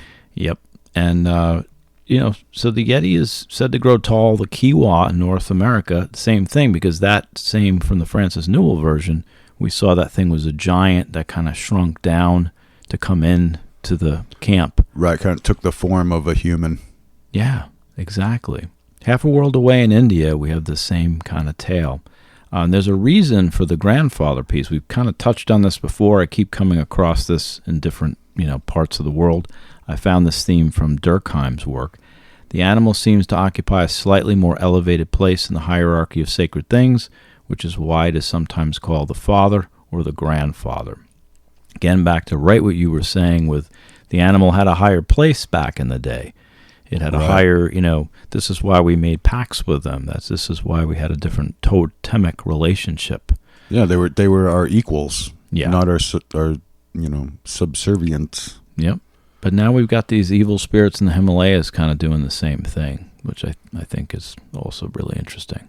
I also came across the Shaitan, which we mentioned already, Shaitan, a legend that comes down to us from the Caucasus. Gigantic evil spirits lurking around them, their hills, kind of a more ethereal form. That's just these, dark energies. If you encounter one... The hills have eyes. Yeah, these have more than that, apparently. But if you encounter, they have claws. But the hills have claws. Yeah, exactly. That would be a good sequel. If you encounter one, Allah recommends beating a hasty retreat. But if it does ask for food, give it some, again... That's Allah saying, feed these things. It's okay. Yeah. Keep calm. The folks who kept calm and did the offering, it also reminds me of the guy who was in the tent and didn't react and let the thing have its food and leave. Yeah, just be nice, man. Yeah. It's not bothering you. Don't bother it. Cookie Monster, same idea. Let them have the cookies, Now, I draw the line at cookies. Yeah. Those are my cookies. Well, then you're going to have trouble with the Cookie Monster. I am the Cookie Monster. Cookie Monster, cryptid or cryptoid? Since we're off on a wild, ridiculous tangent anyway. Toid. I don't think so. No, he's a cryptid. Yeah, he's a Cookie Monster. He just likes cookies. You can see him. People see him all the time. He's got a person's arm in him, though. He is. Besides the fact, if you have to step into the puppet world, as soon as you make that leap, he is a cryptid. He is just a creature that likes cookies. The Snuffleupagus. I can relate. Snuffleupagus, cryptid or cryptoid? Well, he's an imaginary friend, so cryptoid. He's a cryptoid. That's a different beast. Yeah, because only one person knows he exists. Only Big Bird could see him. Oh, they changed that, didn't they? Didn't he become real eventually? Well, eventually he could be seen by more. But again, it's still very jinn, shapeshiftery, ethereal, in my opinion. Well, in the end, we're all just a collection of figments of each other's imaginations, so we're really all Snuffleupagus when it comes down to it. Except Cookie Monster, who's just like Bigfoot, okay? Except Cookie Monster, who just wants cookies. Yes, exactly. And I can relate. Good segue to the Ban Jhakri, who we'll be talking about next week. Only doing a quick overview for this one, because we have to save it, because we've got a lot to talk about these characters. This from the India Times. Ban Jhakri is a short, wild, ape-like trickster who is believed to be a descendant of the sun. His ears are large and his feet point backwards. Long, matted hair covers his entire body except for his face and palms, and he plays a golden frame drum called the Dhyango. Dhyango. Yeah, so put a pin in that because we're going to be circling back. Okay. Unless we're forced back down the slope because... the Sherpa don't want to go any further and tell us to go back to camp. Hey, you're the guide here, Maz. We go as far as you tell us to. Oh, I wouldn't get us out of the lodge, dude. You can go. See ya. Maz is like, you sit right here, and you sit right here, and now we get beer. Yeah. And that's the whole thing. And Maz bars. What do you think? And Maz bars. There you go. But the Ban Jhakri tend to live at lower elevations and are generally vegetarian and may be teachers, not necessarily killers. Although if you fail their shamanic audition, well, results may vary, as the female of the pair is a little more reminiscent of some of our other Yeti subtypes, and they like protein, apparently. There you go. Yeah, and we all know already what happens when you fail the shamanic test. Yeah, this is we're going to get into it next. This is going to be very interesting. And it's again a section and a piece oft neglected from the Yeti lore. It's one of the more interesting, and it ties everything into a nice bow, which is what I like to try to do. Oh, nice. So accounts and evidence files for this week, though, there are not as many sightings, and several appear to be hoaxes.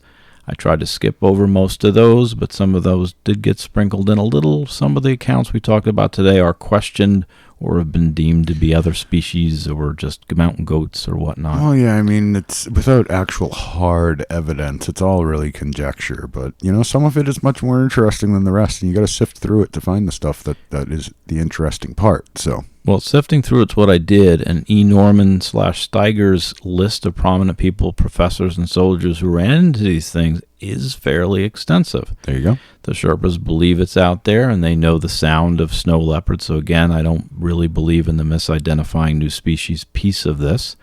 Meldrum reviewed the Shipton footprints, Josh Gates's footprints, and some of these footprints are intriguing, certainly.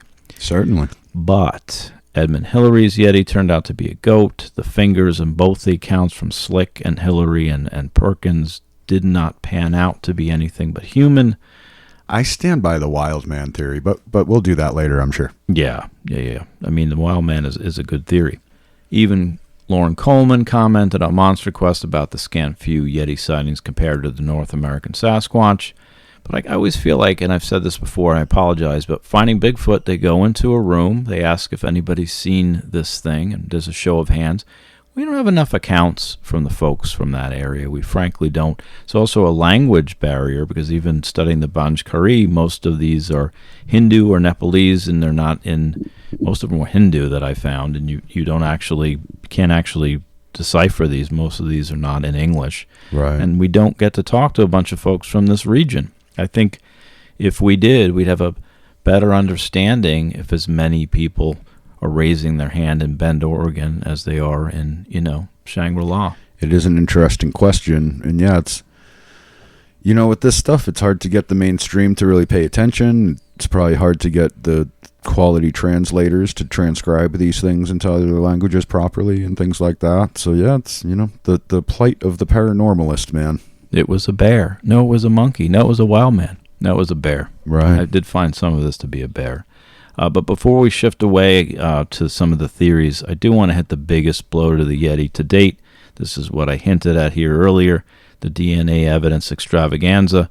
A team of scientists studied the 24 best potential Yeti bits from bone to hair to scat, and they found basically 3 variety of rare bears. That's kind of damning. This ties in with the cave bear theory. Predominant Yeti theory is certainly a big part of this answer. Charlotte Lindvist's team studied these samples from around the Horn, predominantly found a Himalayan brown, an Asian black, and a Tibetan brown bear. Charlotte Lindvist was the one who headed and kind of coordinated this research. That information can be found in Abominable Snowman. Nope study ties DNA samples from purported Yetis to Asian bears. So check that out in the show notes. That made me think of something that was in the news not too long ago. I think it was a sun bear, a rare kind of Asian bear that they had in a zoo over there somewhere in China, pretty sure. And everybody was convinced it was a person in a bear suit because it totally stands upright. Yeah. Totally looks like a person wearing a bear suit, but it is totally a bear. Yep. So, yeah. No, this is definitely part of the answer. This is, again, for most of you out there, this is not news. But I'm not convinced it's the whole story, as we'll get to. There's also the University of Oxford geneticist Brian Sykes, along the same lines, also collected a bunch of samples and found 2 hairs matched a prehistoric polar bear thought to have lived at least 40,000 years ago. So he's in the hybrid polar bear camp, or the extinct polar bear camp, believed to be extinct. That's a cryptid. So we do have potentially a cryptid at the bottom of this. Also, we have Daniel Taylor again, the Yeti and Ecology of the Mystery. He's a proponent of the tree monkey. That's more in the jungles. This is another theory of what this might be. That's more in the orangutan line of things rather than the bear line. Yeah, this is deeper in the jungles. I did find some interesting tidbits in Brad Steiger's, again, Real Monsters, Gruesome Critters, and Beasts from the Dark. In 1964, Professor Boris Porshunov, Porshenev, excavated basically the grave of a female, found kind of a wild woman in the Caucasus Mountains, and after studying the skeletal remains, determined it was a different species. And, a different species of hominid? Like basically not human. Well, there's something. There's something. And I guess they had 8 hair specimens that were studied by the scientific community in Asia as well, across China and Tibet. And they found some non-human and unknown animals as well. And again, I don't know where that information is. I don't know where that has got to. I was not able to find more on that. It's in the basement of the Smithsonian. There you go. That's what happens. Other theories of the shamanic angle, most of which, will be compiled and discussed in the next episode, but it's not. Sit tight for this one's really fascinating. This kind of blew my mind a little bit. Nice. Here's L.G. Peters again. Some attribute the discrepancies in size of the Yeti to those that live at vastly differing altitudes. So the altitudes is why we have the different heights. Oh, sure, yeah. So that's another belief. As for the big ones, here's Wiki on the Gigantopithecus theory. In 1946, Weidenreich hypothesized that Gigantopithecus was twice the size of male gorillas. In 1957, Pi estimated a total height of about 3.7 meters, 12 feet. In 1970, Simons and American paleontologist Peter Edel approximated a height of almost 2.7 meters, 9 feet, and a weight of up to 270 kilograms or 600 pounds, which is about 40% heavier than the average male gorilla. As for the orangutan, here's Britannica.com. The adult male is typically twice the size of the female and may attain a height of 1.3 meters, 4.3 feet, and a weight of 130 kilograms to 285 pounds. While females weigh 37 kilograms to 82 pounds or less. That from Britannica, and that will be in the show notes. Gigantic. Go ahead. That is a crazy ratio of height to weight. They weigh 280 pounds at only like 4.5 feet tall. Yeah, orangutans are very round, if you know that. They are beefy. They are round, very heavy things, but and like 100% muscle, I bet. Yep. Yes. They will tear your ass apart. They will tear you apart. Gigantopithecus and other primates, of course. If you study the Shipton footprint, Meldrum is leaning towards Gigantopithecus. I think I said that already. Occasionally, I think there's also a Neanderthal theory out there. This woman, Dr. Kaufman, a Russian scientist, kind of worked on the Alamasty theory and kind of worked off Porshenev's work, the Russian scientist who found that skeletal remains that didn't seem to be quite human. She came up and took that a step further and thought there was a kind of a Neanderthal connection, which makes a lot of sense. That would tie into the wild man thing a bit, yeah. Exactly. Monk deception also comes into this. They believe they know, some people believe there's a conspiracy theory. They know more than they're letting on, that they are only giving people what they, human remains instead of the good stuff, what they have squirreled away because they don't want mankind. Well, for some people, everything is a conspiracy, so. Exactly. Here's one I added, the Grey Man effect. You don't hear this associated with the Yeti very often, but in Scotland there's reports of the Grey Man, large shadow stalking people out in the highlands of Scotland. This is believed to be due to the Brocken spectra effect, which magnifies the person's own shadow in the fog. I don't know why a similar effect couldn't occur in the Himalayas to make you think you're being stalked by a giant bipedal creature. Oh, yeah. So, never even considered that. I've seen that, yeah. When your shadow all of a sudden is like looming over you on the fog bank. Right. Interesting. Yep. Never would have put that in, never would have considered that as part of this. It might be somewhere, but I never came across it. I just thought I'd add it because it could be a what if. Sure. Yeah. Recent extinctions. There is a prominent Sherpa from back in the day, Nawangumba, who believes the creature existed but is now extinct. Not surprising there. adding to that theme, maybe they retreated further into the remoteness of the Himalayas, which is more your theory. Yeah. Then there's a Dead Alive Pass connection. You know, those hikers that all disappeared. Oh, the different love, yeah. Some linked the strange incident to all those dead Russian hikers. But, I don't know. The main piece of that evidence is, well, there's two. There's something in the journal that said the snowman is real or something. So there was some vague, could be a joke, who knows. But then there was also a picture of what looked like behind a group of them, this large thing lurking in the background. There are some other incidents very similar to that have happened in that region of the world. I'm actually going to do an episode on that at some point. It's not on the calendar yet, so it's going to be a while down the road, but we will get to that full on at some point. Well, that one is believed to be just a picture of one of the other hikers. It's just kind of a winter jacket that they're wearing. At least that's the belief. If you look at the picture, I would agree. It looks like one of the other hikers, but they did have some predation. They did have some, the tongues and eyes. There's some weird stuff going on. There's some weird stuff with those accounts, obviously. That's another one that they believe they've solved, potentially, but, we'll leave that to you. Who does? Experts have kind of come up with a plan based on conditions on the side of where they set up the tent. They think they know what happened. There are some solid theories. Yep. But have they overlapped it with the other similar incidents in that part of the world? Yeah, there's so much weirdness there. I mean, I don't know if it's a definitive answer, but it's a good one that they came up with. Which brings us to our Ahuguano file for this episode. Ahuguano theory of the week. Oh no, here it comes!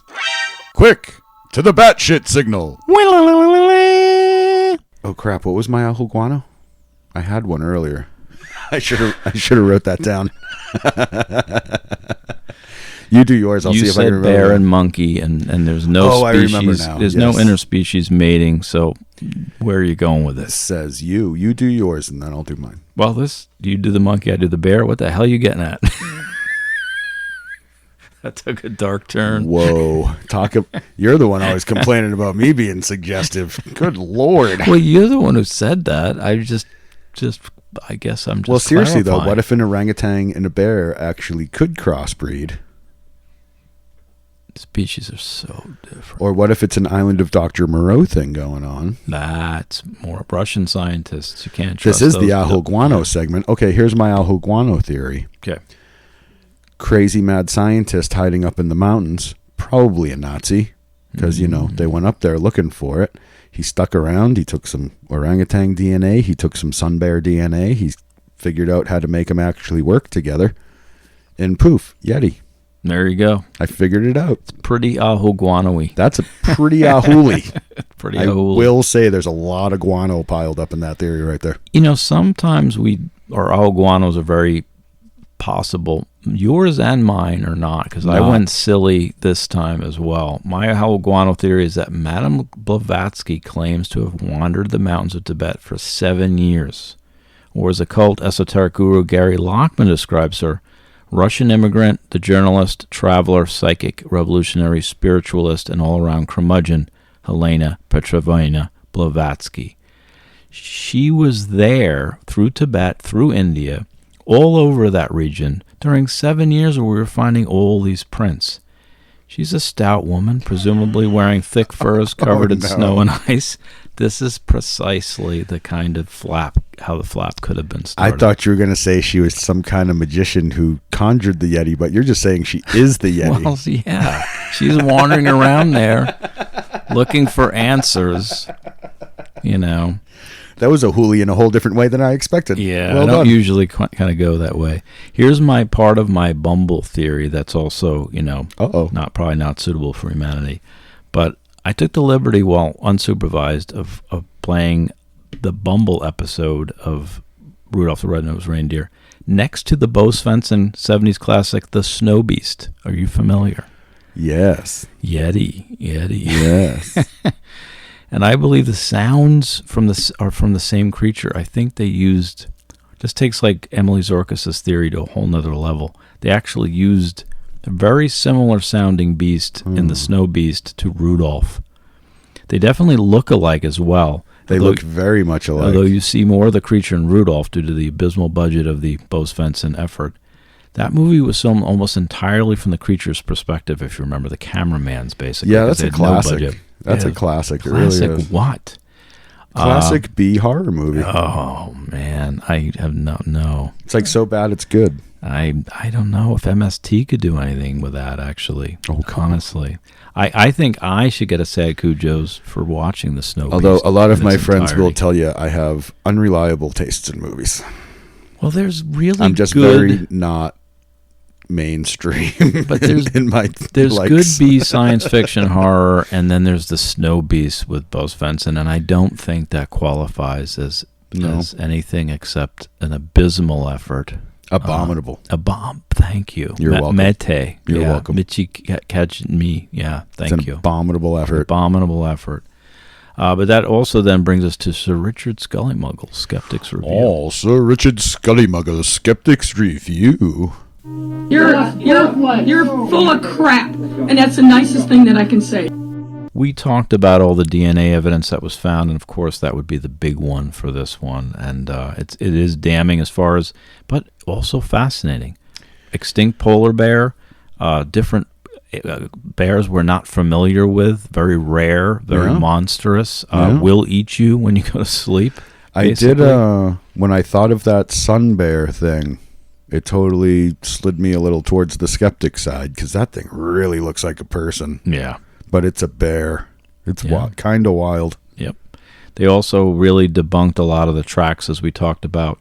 One expedition actually found, like, they followed these tracks that were in line, but it was down, and they found a snowball at the bottom of it. It was a snowball that rolled down the hill. And the expedition leader sent the Sherpas, like, go find out what that is. And they said, it's a big snowball at the bottom of that. That's funny. Yep. So, and of course the snow leopard is a big one. Sure. Nawangumba, the Sherpa who said, that they just died out. I think that's actually an interesting, Yeah. I mean, we've been in the middle of a major extinction event for a while now. There's all kinds of things that could have been up in those mountains that died. Yep. But again, altitude sickness is another thing. But temporary psychosis is associated when you're up with oxygen deficient areas. I found a related Time magazine article, which is in the show notes. Climbing mountains can cause psychosis, researchers say, in Time magazine. So check that out. Yeah, when your brain doesn't get enough oxygen, it can do weird things on you. Yeah. But, the local accounts I still think is what's missing. And I think that's Right. kind of the problem for me. We have oil men and TV personalities, and we have all these Marlon Perkins, these types, but... We have oil slick. Oil slick, right. You can't make that up. Yeah. It almost makes me think you did. It's so not, but you can't, truth is stranger than fiction, man. Yeah. But people reside in this region believe they share the home with something else. Are they all wrong? I don't know. And we're going to find out why they're not wrong. And we're going to get to the bottom of this. It's kind of another Bridgewater moment where I think we tie things in a little bit. The cave bear on the scientific side, what I'm going to talk about next week, is going to be a Yeti version you might not have heard. Cool. Scully Mulder believability scale. Are we doing that in part 1? Yep. All right. Well, here we go. For the actual Yeti, not the Ban Jhakri. Scully Mulder believability scale. They feel your methods, your theories are... Spooky? Do you think I'm spooky? Wait, why am I Scully? Mine actually moved on this maybe to a 3, just because there's so many accounts, there's so much we don't know. I'm going to leave it open. Initially, I was one of these folks that didn't think there was much to this. But reading through the accounts again, and as much reading as I did on this, there's so many prominent people who seem to have seen something. So many locals seem to have seen something. And yes, we've got cave bears out there. Can easily be mistaken for a Yeti. I'm not going to argue that. And yet, Yeti. And Yeti? Mm-hmm. Well, for me, I'm going back to, I asked you the question at the beginning, is it this or is it this or is it this? And you said, it's probably some of each. I lean towards some of each.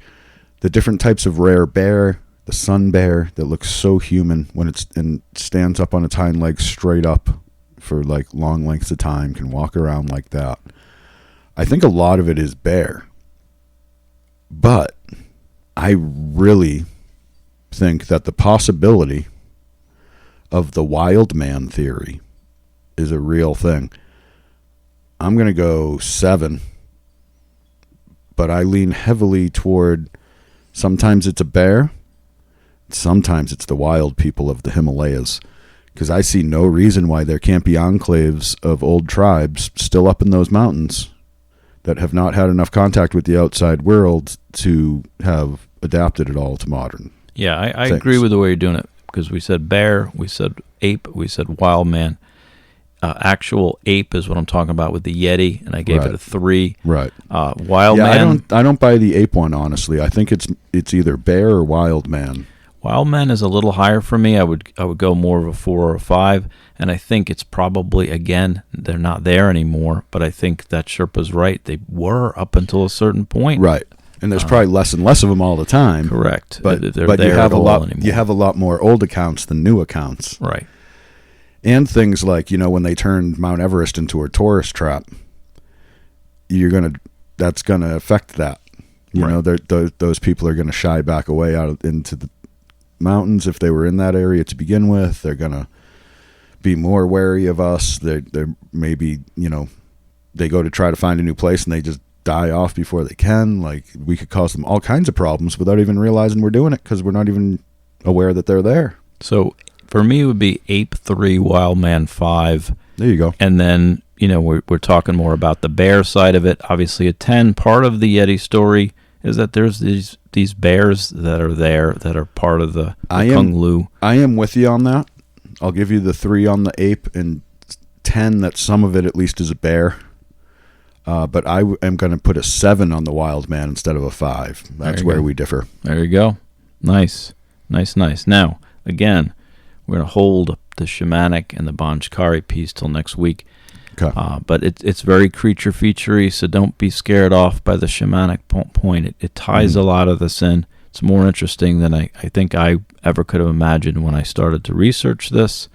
I didn't know what I was going to be able to bring to this topic, and when I found this, I kind of dived in and I think I struck gold. Cool. You dove head first into a big golden bar, huh? Well, no, it was a golden conical head and a golden sickle, which we'll talk about next week. But that brings us to our Wolfman Pucks segment. Oh, we're doing those too. This is going to be on the Ape Yeti. We've stepped up our game. Used to be on the multi-parters. We wouldn't do this till the end. I'm glad to see that we're doing it in all of them now. Wolfman Pucks Cryptid Culinary Corner. Your entree, sir. Oh, smells good. Well, sometimes it doesn't work. This one it does, because Yeti today, the Ape Yeti, and next time we're going to be talking about the Ban Jhakri, small, hairy humanoids running around the Himalayas. So they are different. Wolfman Puck today is your traditional Yeti. You want me to go first while you think? Yeah, you go first. If you recall, Yeti are known to eat a frog-like creature known as the muphala, M-U-P-H-A-L-A, that grows very large in the Himalayas. So in honor of this amazing cryptid and its favorite delicacy, I'm serving muffaladas, frog meat with a nice olive mayonnaise tapenade, served on a fresh-baked ciabatta bread with some red pickled onions, maybe some of those New York new pickles, the garlicky ones. And I will serve this with other finger sandwiches made from, you guessed it, Jimmy Stewart's wife's fingers. But the main ingredient, like the Yeti, remains elusive. But I'll be serving that with Lost Big Yeti beer from Great Divide Brewing Company and Imperial Stout to keep you warm on those cold Everest nights. ABV, well, actually it should be ABS. ABS 13.5%. ABS? Abominable Snowman. 13.5%, so squatch responsibly. A few of those at 16,000 feet, and you're going to see something in them there hills. They're going to have eyes, claws, lots of stuff. Yeah. Oh, and it's going to be served in a Yeti cooler for proper product placement. Did we get that? We're supposed to use canyon coolers here. Canyon coolers. Okay, sure. We established that. Mm-hmm. So I have a conundrum here, Maz. I'm pretty sure You can't serve Madame Blavatsky. that the Yeti is some derivative of bear. And I can't eat bear because that is my totem. I said we're animal. going with the Ape Yeti for Oh, it's the Ape Yeti. Yeah. Okay. Why do you always make me eat primates and hominids and stuff? It's not very nice. Well, it's just a fictional segment for our, folks who enjoy this kind of thing, the sick ones. What I'm going to do, I'm going to go. Our favorite. So you avoided the Yeti. You ate frog and other things. Yeah, I couldn't. And just like you couldn't find the Yeti. Yeah. So what I'm going to do is I'm going to go find the Yeti, and then I'm going to feed Maz to it. Wow. Wow. It's been a while since I fed you to something in one of these. I think it's been like a dozen episodes. I think you might have won. I thought I had to bring it back. I think I had to bring it back. A lot of people are cheering somewhere. So yeah. I don't know. Yeah. That's good. Maybe we'll have to think about who won. And for the beverage, Maz's blood. Wow. See, you lost me on that one because you kind of went over the top a little bit. No. But over the top, the Himalayas are kind of on the top. If I make a Berserker-style Jägermeister out of your blood, is that better? Wow. This got so dark, dude. Well, yeah, the Yeti are nocturnal, so it got really dark at the end. Dark in the end. All right. Well, I don't know. We have Was to that too much? We'll too much? We'll have to let the fans decide on that one. All right. I should probably not allow myself to talk anymore because, yes, I think Bubbles is like tickling my brain right now. No. But anything to add or subvert before we wrap up part one of the Yeti thing here then? Maz? No, but please stay tuned for part two because it's going to be a wower. Part two is always the best part. All right. That wraps it up for part one. We will see you with the side trail here for the members in a minute. Part two next week. And then the side trail compilation for Saxtown and the 2 Yeti episodes the week after that. Very exciting things coming your way. Thank you, everybody, for coming around with the Monster Lore Tour here every Tuesday with a new episode. Check out our Patreon at patreon.com/monsterloretour. You can join for just $1 a month and get early access to all the episodes and side trails. If you haven't yet, please, before you go, just real quick, hit all those happy little fun buttons, the like, subscribe, share, ring the bell.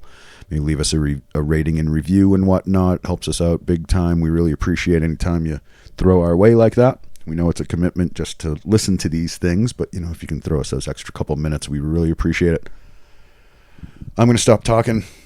On behalf of Maz and myself, we will see you next week. Till then, have a good one, listener.